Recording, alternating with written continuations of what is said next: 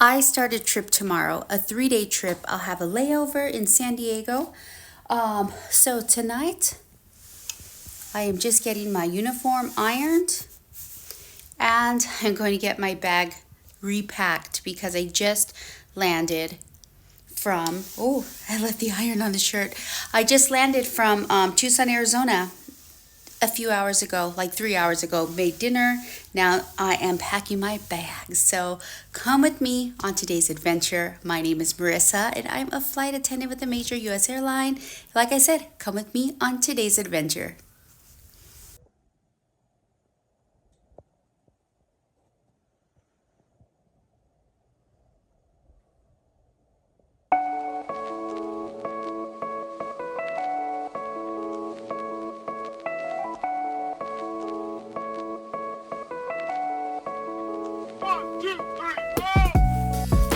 This bright and early morning, I am commuting from Orlando to Miami. I don't have to be in Miami until 12:40, but I have to give myself, per the commuter policy, 2 chances to get me into Miami at least 1 hour before my report time. So here I am, traveling to Miami.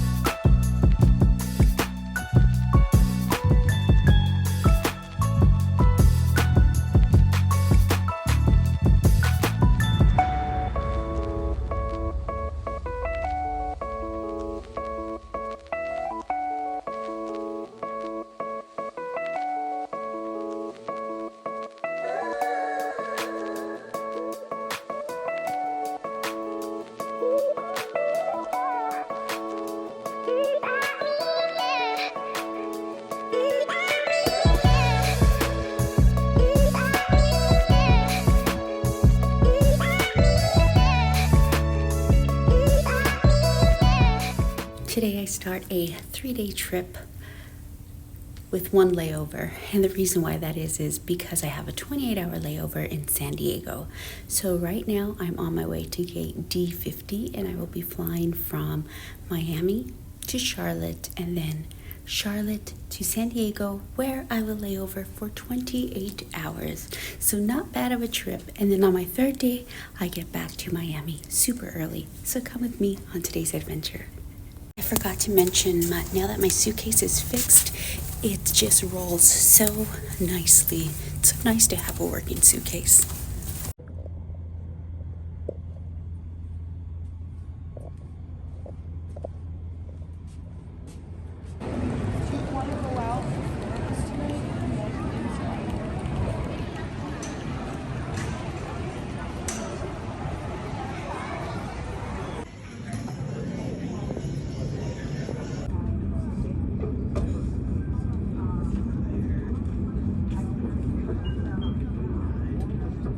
I made it to Charlotte, and now I have about a little more than an hour before the next flight from Charlotte to San Diego. And that flight's going to be around 5 hours.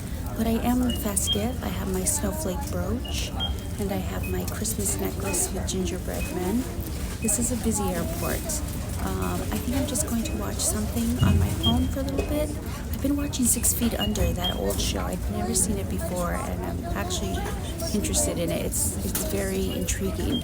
So I'm going to watch that and then This is going to be the final peanut butter jelly sandwich that I made this morning at 5 a.m. I'm so glad I made it though. Now I don't have to get in line for anything. But I'll catch up with you in San Diego. Seat assignment.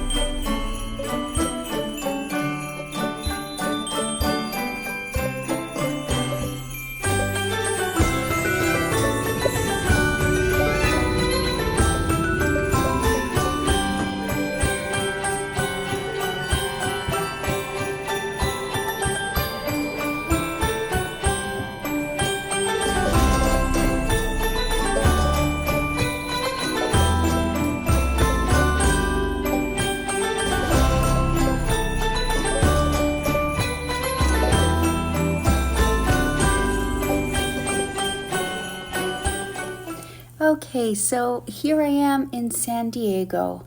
I made it in. I took notes about the things I wanted to discuss. I'll tell you about my workday, and I'll also give you a room tour. So what should we do first? Should we do room tour or should I go over my notes? I think I'll go over my notes because they're already here. Starting out in Miami, we had a delay. We were supposed to leave at 1:40 from Miami to Charlotte, but we ended up leaving at 2:37, and that was because our incoming aircraft was running late for whatever reason, and that plane was coming in from New York. So the day started off a little bit late. So what I did was I stayed in the crew room just sort of watching Netflix until it was time to report to the gate, and then I went over to the gate. So that's how my day started off, with a little bit of a hiccup. Then we had a sit time when we got to Charlotte. It was supposed to be like 2 hours and 45 minutes. After the little delay and making up a little bit of time, our sit time was 2 hours and 19 minutes. So maybe you're wondering, what do you do when you have sit time? So basically it's 2 hours and 19 minutes that we have until the next flight takes off. But we board on these particular aircrafts 35 minutes before. So that means before that, we have to be scanned in on the airplane and have our safety checks done and our briefing done. So at 35 minutes till departure time, we have to be ready to accept passengers. With that sit time, what do people do? Let's see, there's a crew room there. So in like all of our bases, there are crew rooms, and usually there are recliners. Sometimes there's quiet rooms where you can go and catch a little nap. There's TVs back there. There's microwaves. Sometimes there's coffee machines. Sometimes there's soda machines. So people will go hang out in the crew room. Or sometimes they'll just hang out by one of the gates, a quiet gate if they can find one. Sometimes people will read. Sometimes people will watch things on their phone or their iPads. Sometimes they'll go eat in the airport, and sometimes they'll just go shopping. Like one of the flight attendants, she went shopping for snacks because she knew we were going to be here for 24 hours. So rather than having to scramble around finding somewhere to buy snacks here in San Diego, she bought them all there. I think she bought like a couple of salads and some other snacks. So she went shopping. What did I do? Well, I made a peanut butter and jelly sandwich. So I ate my sandwich and I watched an episode of 6 Feet Under. That's what I do. Or that's what I did today. Okay, what do we do during equipment inspections? So when we board the aircraft, everyone has a designated area where they're supposed to check their equipment. They're supposed to check their jump seat. We're checking the safety equipment in there. We're checking the fire equipment that's in there to make sure that all of it is good. All of our oxygen canisters are filled up. Our medical bag is there, and that under each of our jump seats that there's a flashlight and a life vest. So, making sure that the jump seat goes up quick enough and making sure that the harnesses work. So all those things, that's what we're doing during our equipment checks. And then the captain will pull the crew together and they'll give a brief. We'll go over a briefing, what his expectations for the flight are, and some security things if we need to discuss those. I mentioned under every jump seat we have a flashlight and a life vest like this, and I'll plug in the little picture right there. So we have to make sure each one of our jump seats, sorry, my contacts are getting dry, so everything looks blurry right now. So we have to make sure that there's one of each of those items under each of our jump seats. Our flight time from Miami to Charlotte was 1 hour and 35 minutes. So they shaved off a little bit of time and got us there a little bit earlier. Okay, so something did happen out of not super huge news or anything, but as we were pulling back from the gate, in the middle of our safety demonstration, a woman got up. She said, "I really have to throw up." So we had to pause our safety demonstration and allow her to use the restroom. So once she returned to her seat, we continued our safety demonstration. And maybe you're wondering, why do you have to pause the safety demonstration? We have to pause it because it's an FAA rule. We have to perform the safety demo so that all passengers can view it. There can't be anyone up from their seats. There can't be anyone in the bathrooms. They have to view the safety demonstration. So we paused that. We were almost all the way through it. We had already gone over the seat belt. We had already gone over the safety cards and the seat back pockets. We had already gone over the oxygen masks if they fall in the event of an emergency. The last thing was the life vest. We all had our life vests held up when the woman had to go and toss her cookies. So paused that and then picked that back up when she was done. Next page of notes. I think I'm almost done here. My contacts are so blurry. Yeah, so that was a short flight. From Miami to Charlotte was a short flight. So in first class, there was no meal service. It was just a snack basket and drinks. And then in main cabin, we had service. And I'm bringing up both because I'm the number 3. I'm bringing up, when I say both, I mean first class and main cabin, because as flight attendant number 3 on this aircraft, I work in both. I help first class. I help the number 1 in first class, and then I go and I help out in the back in main cabin. So I was very busy today.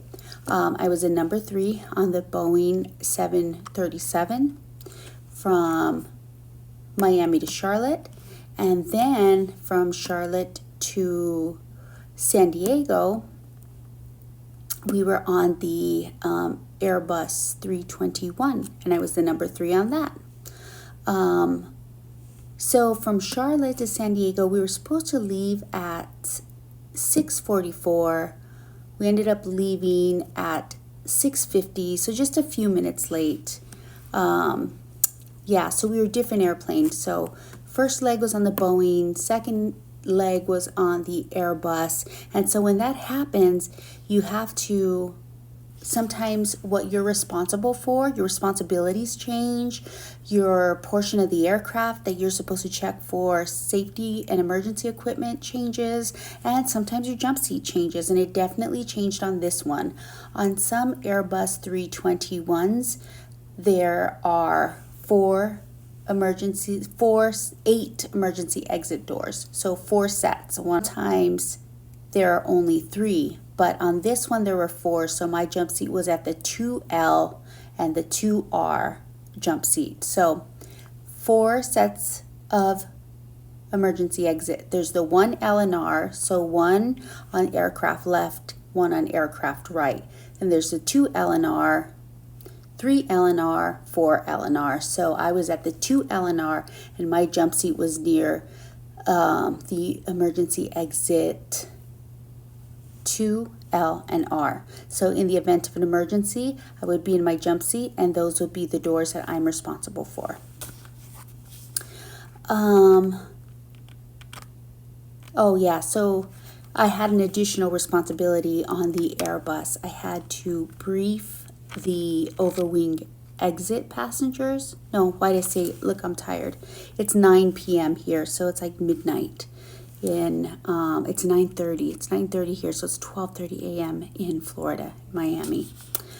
I had to brief my exit row passengers who were sitting by the doors, so I had an additional responsibility on the Airbus.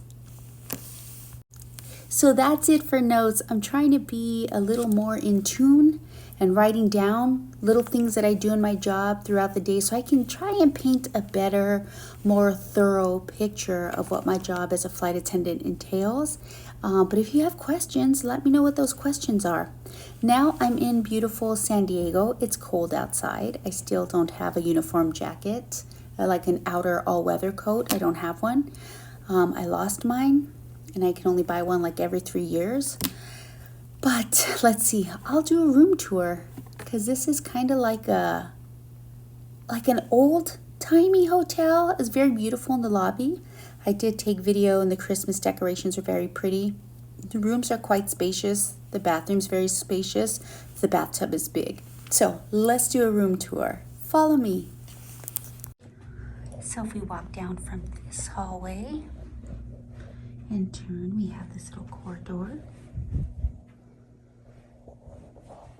One bed. Maybe that's a king-size bed. I think it is. A nice desk area. A little chair for sitting. Maybe you want to do some reading by the lamp. This is a 24-hour layover, so there's plenty of room for that. And I do actually have a book. It's Great Expectations by Charles Dickens. So I've never read it before. That's what I'm currently reading. Bed, another chair, sitting chair with an ottoman, some water. Where's my coffee pot? I'm sure there's a coffee pot somewhere. Let's see, I'm sure we have a view of San Diego as well. And some Christmas lights. Sorry. I'm trying to not get a glare.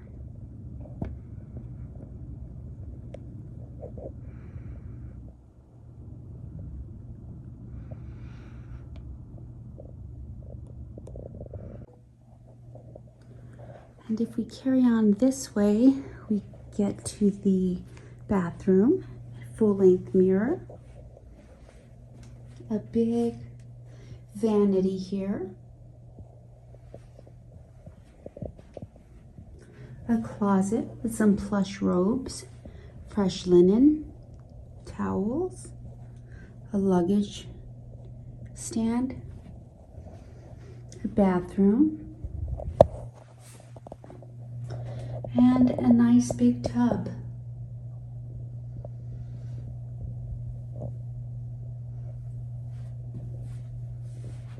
So that's our room tour. So I'll do 360.